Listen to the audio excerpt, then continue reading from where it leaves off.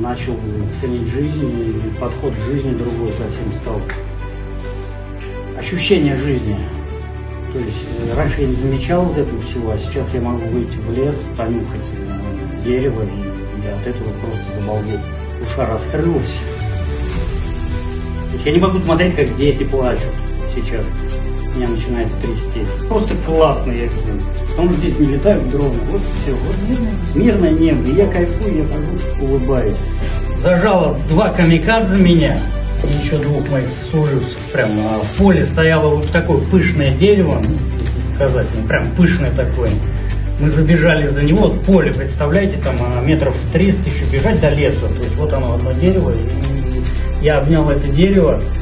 Ребята, к бокам тут вот вас служивцы. Я просто молился прям Богу, молился сильно-сильно. И прям молился. И они улетели.